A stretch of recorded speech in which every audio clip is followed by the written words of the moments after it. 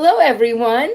I am Becky Spratford from RA for All, where I help library workers help readers find their next great read. And I'm happy to be your guest host for this segment of Every Library Live's Banned Books Weeks Fest today.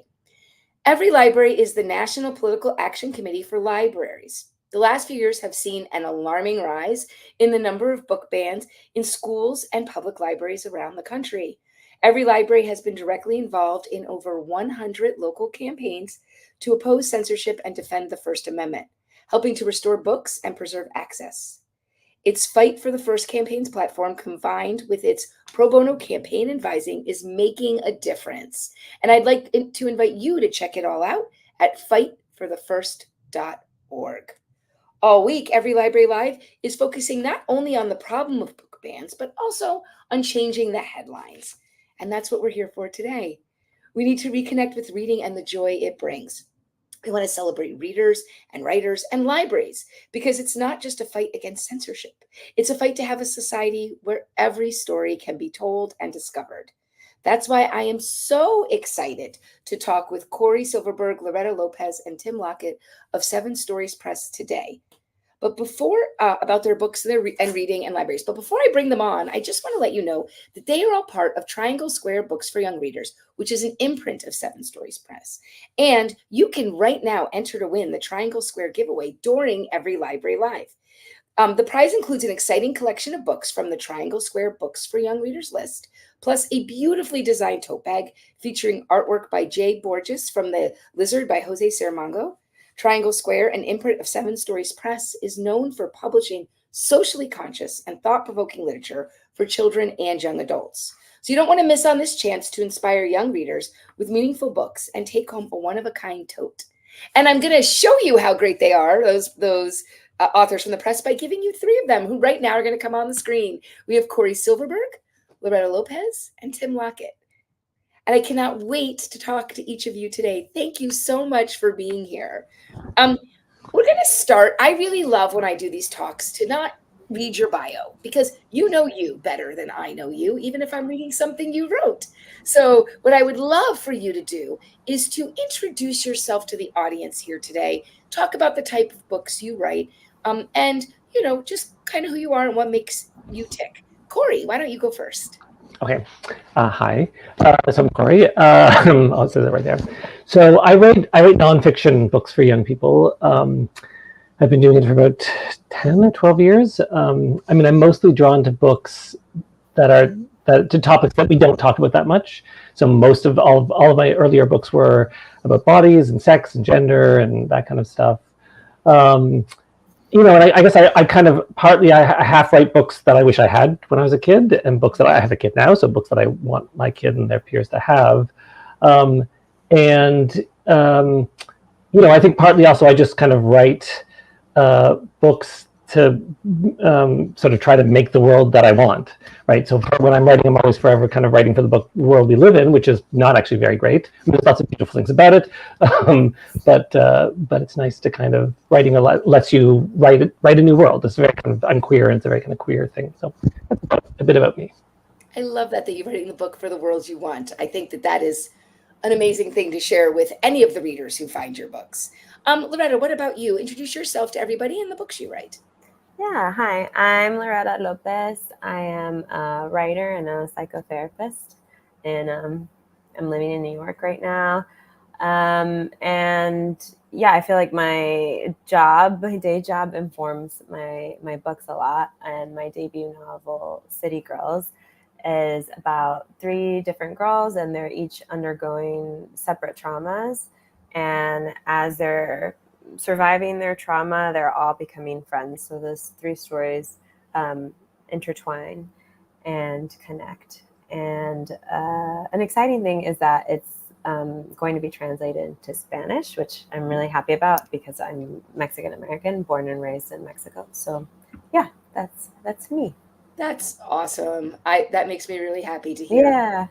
Tim, what about you? Introduce yourself to everyone. Hi, I'm Tim Lockette. I'm from Jacksonville, Alabama, which is not Jacksonville, Florida, but Jacksonville, Alabama, which is a little town in northeast Alabama that people may know from the writing of Rick Bragg, who is from here.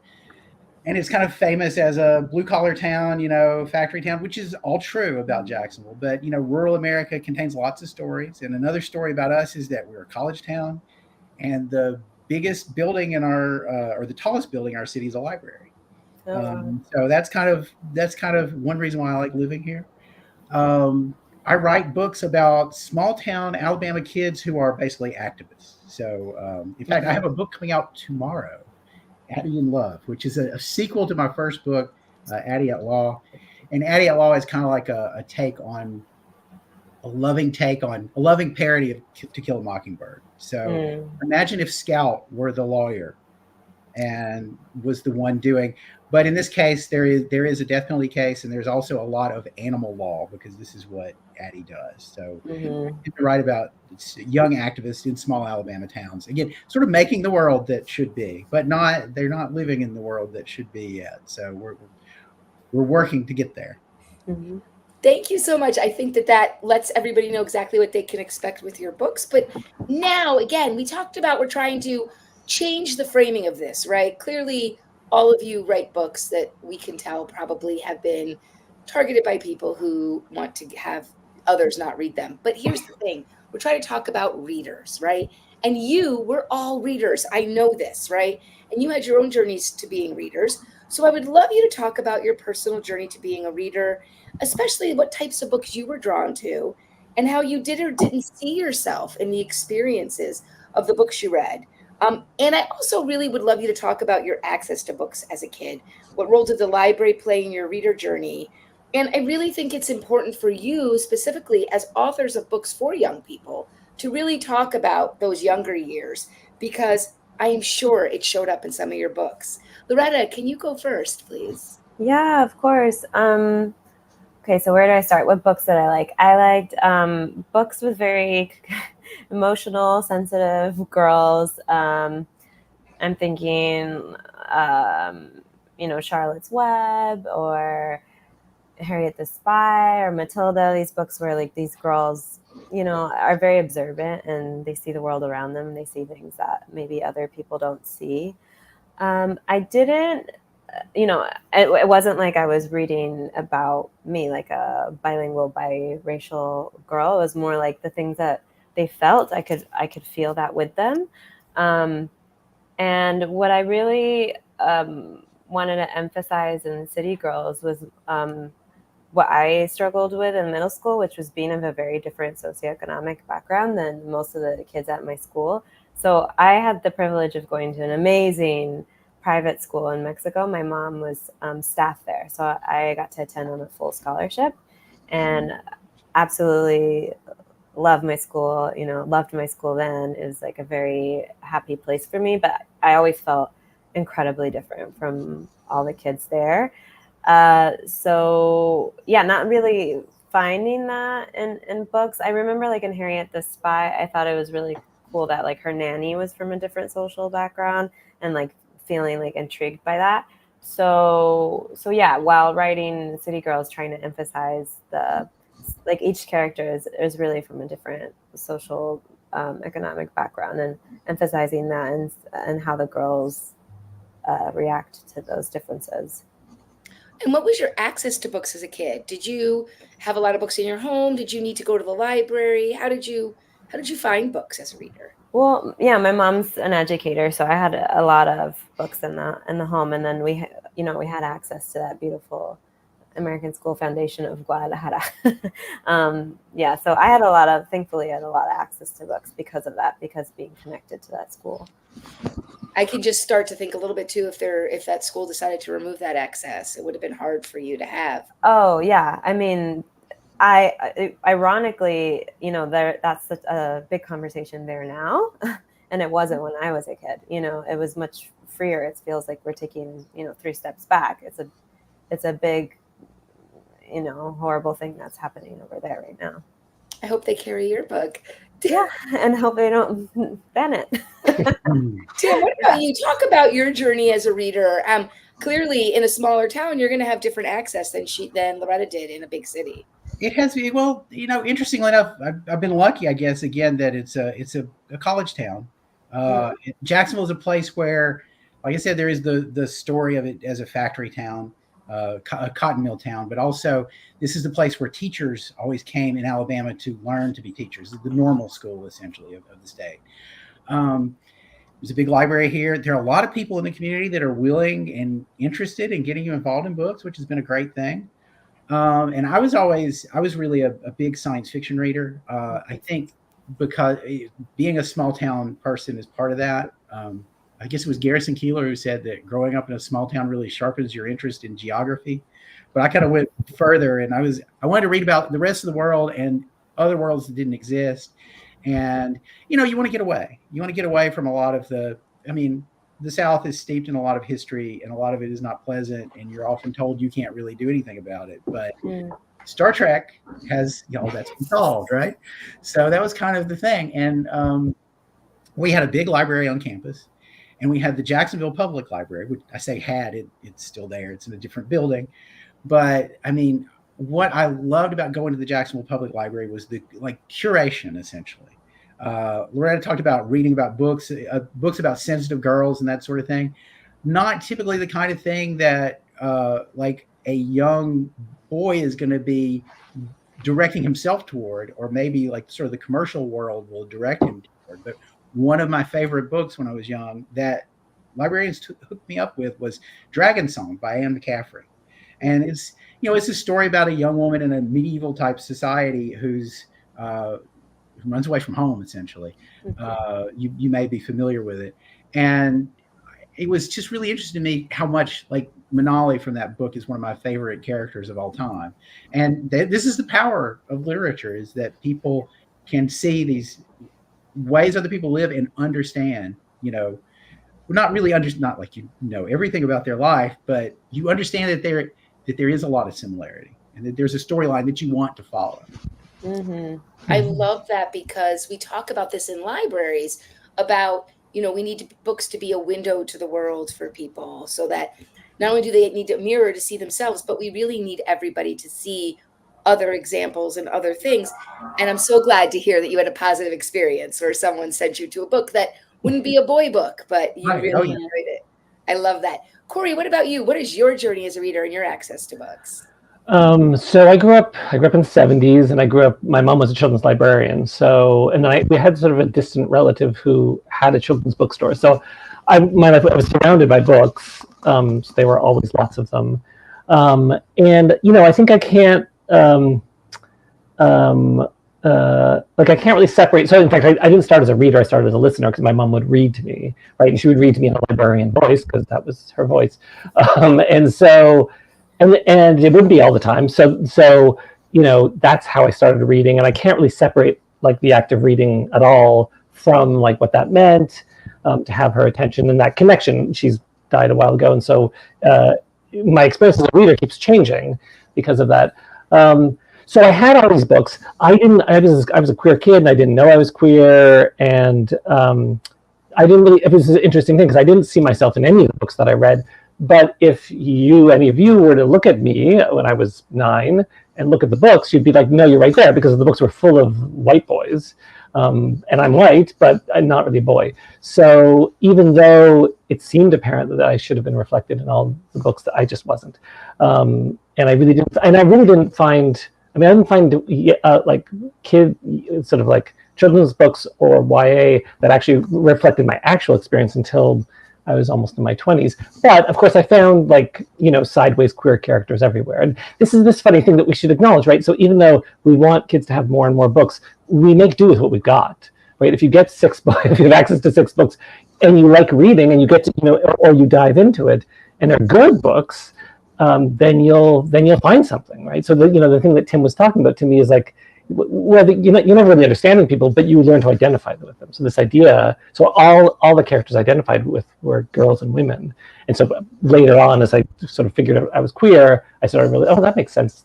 Everyone else was interested in this character, but I thought I was that character. So that's I love that. I love your stories, and I love how different your experiences were. But here's the one thing you all had in common. You all had good access to books, and you all read them. And you all had people in your life championing you reading them, no matter what the book was. Mhm. And I think that that is really important, and that we definitely need to work on, and what every library is trying to do, which is change that narrative that being a reader and having access to books without someone else who is not a family member or someone who has a right to have a say, without that happening, right? I think that that's so important, and it's very, you're all successful because of it. Three completely different people from different parts of the world with different experiences. But the one thing you have in common was that you all had good access to books. So I think if nothing else comes out of this, we all need to remember that.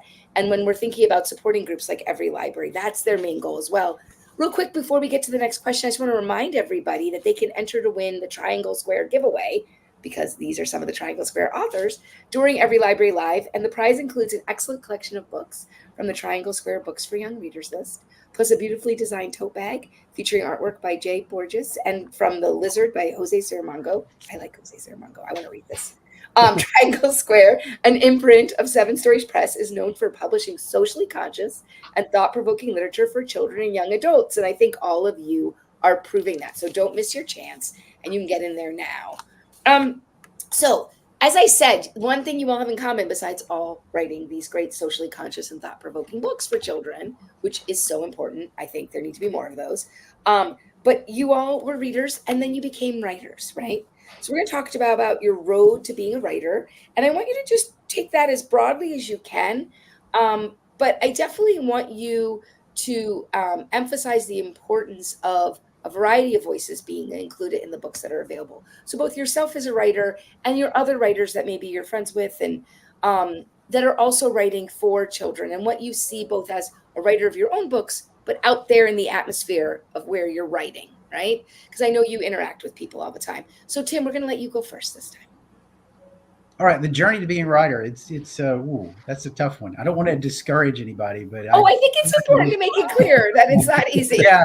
Well, it took me about 34 years to do this. If you count from writing my first kind of like novel that wasn't very good, but it was a novel-length manuscript when I'm like 14 on a typewriter, to selling my first novel at 48. I mean, that's a lot of work, and that's kind of typical. And I think that people who are writing need to give themselves time to have a long apprenticeship, because it takes a long time to find what you want.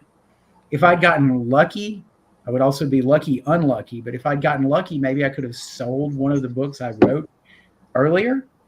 I kept writing science fiction and fantasy, which is what I was really interested in as a kid.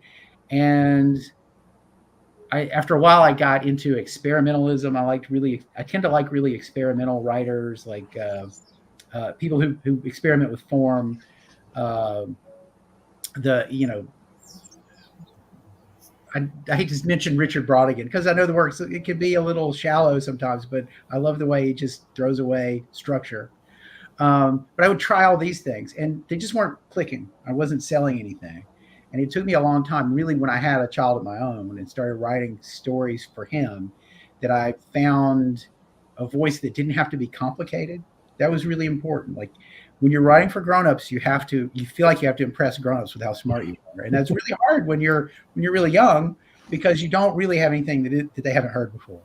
But you do have something that young people, and you can be idealistic, which is the thing I always wanted to be as a writer, and wasn't.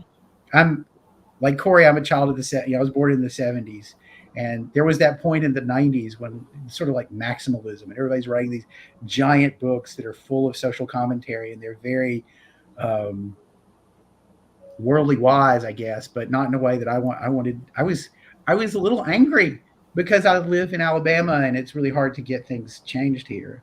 And I wanted to write about that.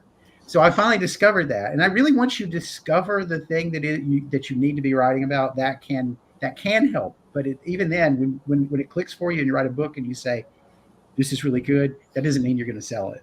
It just took me a long time to get there. So. I like how you saw you were trying out other people's styles, but you realized there was something there that was yours, right? And like you said, socially conscious, you want to change things by you, so you're going to write about things you know. That's it. That's it. I love that journey. I think it's Cory's turn to go next. Okay. So I really just, I think it wasn't until I had my third book published that I actually thought of myself as an author. I really just think of myself as a sort of service writer. And so the first book for kids that I just wrote because someone needed it. So it was this book about where babies come from. At the time, the only books that existed were books that said they come from a dad who has sperm and a woman and a mom who has eggs, and they love each other, and it's very easy, and it gets done, and then you're born. And my life was full of trans parents, and so a very good friend of mine was having a second kid, and he was like, "There's no books that actually tell our kid, he's trans, so they used a sperm donor." So I just wrote this book, and then it was like 2012, and Kickstarter had just started, and so I had a friend who worked there, and they were like, "You should do this," and so I was nervous to do it because I don't really like to be in front of things, but it went viral and became a very big deal, and so then we ended up we signed a 3-book deal with 7 Stories Press. So I'm in a really, my interest, like I'm not I don't write fiction, and I kind of only write things that I'm sure maybe it's the same for all writers, but for me anyway, I write things that I just think don't exist yet and need to be written. So yeah, and it's hard and takes forever. I mean, everything Tim said is also very true. I mean, I think that's very important. Writing what needs to exist. And let me tell you, your books, all this talk about IVF in politics and all these people coming out to say they had their children with IVF. It is a lot of children, that there's so many babies born now that are not what the books say. And I know my own cousin and her wife struggled to find books about, how do we explain to our little guy that, we are 2 women and our, sperm donor. And our sperm donor is a good friend who's going to be in your life, but is not your father. Like there are all these things that everyday kids are going through. So thank you for doing that. And I know, Loretta, it sounds like your book does a lot of similar things from a fictional perspective with these young girls. But what was your journey to being a writer? Because you said you're also a psychologist, right? I'm a social worker. Oh, a social worker. Yeah, I'm a psychotherapist. My sisters are both social workers, so. Oh, awesome. Cool. Yeah, I resonated with both Cory and Tim. Just like, I don't want to discourage people. Yeah, it's super hard. And I'm really glad I have a job besides this. So that's a recommendation I would make to anyone who wants to be a writer, is like plan a second career while you're doing it. But how did I become a writer? With so much help, like really, truly with the help of these beautiful people.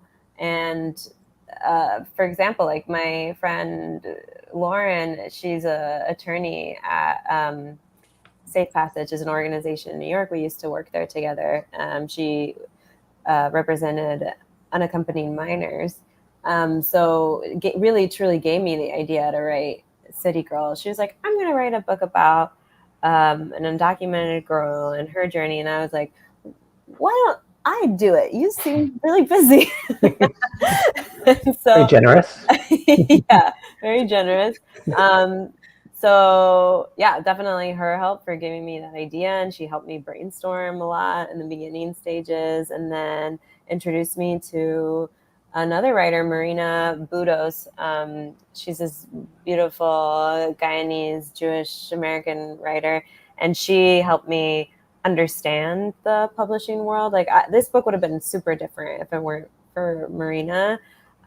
She just helped me kind of be like, no one's going to publish that. Like just kind of things that you need to hear, and just like, thank you so much for not making me waste a year of my life going in the wrong direction. So her help. And then, Hal Nazjevec. He's also a writer, published by 7 Stories. He's the one who told me about the wonderful Ruth Behar, which I know most people here know, at 7 Stories. So I told him my idea, and he believed in me and gave me, 7 Stories contact information, which I would have never gotten. So just like having these people who believed in me and trusted me. So yeah, just talking a lot about how I wanted to be a writer, I guess, helped me out. What I would love to say out there to everyone watching, and because a lot of what we're doing for watching is we're introducing you to different people all week with different stories. about where they came from and different types of books. But here's the thing I think we need to do to help change the narrative outside of here. All three of these people went out of their way to not only write about what they know, but to address an issue that they felt was not being addressed, right? From their experience, all three of you. And when you hear people say things like woke agenda or they're purposely trying to do things, understand that that is not what's happening. These are authentic, real people who are sharing. I mean, we have three completely different types of writers who are all saying they wrote what they know and they found a way to share that in different versions of the answer of that. I think that's important for us to remember and to see places like today and this week to see what's happening. So I really thank you for sharing those. And now we're done talking about ourselves, as we only have a few minutes left. I would like each person here to spend a little time talking about the authors that you're excited about today. What authors should more people be reading? And I figured what better way to end this than let's talk about books. Loretta, why don't you go first? Well, I didn't do this on purpose, but I happen to have her right here. Garden by the Sea by Mercè Rodoreda. She's a Catalan writer. This is a translation. It's just such a beautiful book. Oh wait, I'm like, wait, what's the camera here? You're good. Yeah, and it's told in the perspective of a gardener who works at this very wealthy family's house and kind of viewing their life and analyzing it. It's really cool. Is it for adults or for children? It's for adults. It's for adults. But I think I really think like middle grade up could read it for sure. Great. Thanks for sharing that. Cory, what about you? Well, I mean, one of my favorite writers of all times always is Grace Lynn. And she writes everything. She writes picture books and middle grade books, and I don't know what you'd call them. It's not really YA, but so she has a new book coming out, which I wrote down the name of because I'll forget, which is called The Gate, the Girl and the Dragon. So I'm very excited about that. And yeah, I mean, I don't even know what to say about why I love her writing. I mean, I love everything about her writing. It's incredibly it's a weird thing to say. It's easy to read. It actually sounds, I think, for like the kinds of things that Tim was talking about, for intellectual people, that probably sounds like an insult, but it's not. But it's like really rich and beautiful and warm and incredibly full of hope without trying to be like super hopeful in a way, which I love. Mm-hmm. And then just because I had a book, then I pulled this off. So this is not, so that's, and Grayson mostly writes for young people. So I just started reading this book, which is called No Modernism Without Lesbians. And it's this, and so first of all, very few, as my friend, yeah, exactly. Thank you. And my friend Carlene Pendleton Jimenez, who's also a writer, she told me about this book, and she pointed out like nobody's putting the word lesbian in titles anymore. And it's actually like I just started. I'm like 30 pages in, but it's a biography of sort of these three or four key kind of women who may or may not have identified as lesbians, but we would probably call them lesbians, and certainly they were women who loved and made family and relationships and had sex with women, and how they were like key to modernism. So I'm enjoying that a lot. Thank you for sharing that. And Tim, you're last. What do you would like to share today? Well, I guess I'm a little bit like a dog, kind of distractible, and I'll look at a squirrel and all that kind of stuff. So the thing that I'm really excited about actually is my fellow panel members more than anything. This is what's been on my mind, and I got to say, I've told Loretta this earlier. This is an important book. It will not take a long time to read. It is short. I love short books that get to the point. You said easy to read, hard to read this because it's easy to encode or to decode, but there's a lot of difficult realities here. This is a book that the world needs right now because there's so much talk about immigration that is just awful, right? I would like people to read this book and think about the word asylum has an importance in this text, and it's also out there in the political world, and it will make you ashamed of the way we talk about asylum in the political world. So it's an important. And then also, yes, I'm going to be reading it. Look, Cory's work is I'm into color. I love the fact it's beautiful. You can read it in 10 minutes. It's the great thing about picture books. The world I want to make is blue and purple like this, and so we got that. All of his books are like this. It's just wall-to-wall color and honesty and frankness that is kind about something people really need to know about. I'm actually going to be reading this at our Banned Books Week event on campus. Thank you. So, Well, Tim, you did a great job wrapping things Oh, yeah. up. Thank you, Tim. That's so Yeah. sweet. I got all the books too. They are all great. I'm excited to read all of them. But before I give you the outro to go to, to hear about more things that are coming, I want to remind you that there is a giveaway of Triangle Square books during Every Library Live. And that prize includes an exciting collection of books. Maybe you'll get some of the ones you just saw on the screen from Triangle Square Books for Young Readers, plus a beautifully designed tote bag. So please enter now. And you don't want to miss your chance. And you'll get to learn about Triangle Square, which is an imprint of Seven Stories Press. And I really want to thank Seven Stories Press for making their authors available today. This was a great conversation. And as we wrap up this segment of Every Library Live, I want to have everyone watching to take a moment to think about how you can help safeguard libraries and the right to read. Every Library is a donor-supported organization that is at work every day fighting against censorship and discrimination.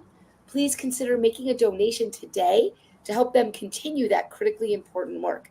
You can go to everylibrary.org/2024 to donate now. I would greatly appreciate it. I would like to once again thank Cory Silverberg, Loretta Lopez, and Tim Lockette for being here today. I want to thank Triangle Square Books for Young Readers as well. And I want to remind you to come back. Well, I'll be here later tonight with Gabino Iglesias and Casey Lehman, and I'll be with you tomorrow also as well with two really powerful nonfiction for adult writers. But I want to remind you that this is happening all day. This is happening every day. And you can come back tomorrow or the rest of the week for more great conversations like this on Every Library Live. I know the RSVP link has been put up before, so please make sure you check on that. And there we go. The whole week is still ahead of us. So thank you, everyone, for being here. And I hope you enjoy the rest of the conversations this week. Bye. Thank you so much. Thanks, Becky. Bye. Thank you, Becky.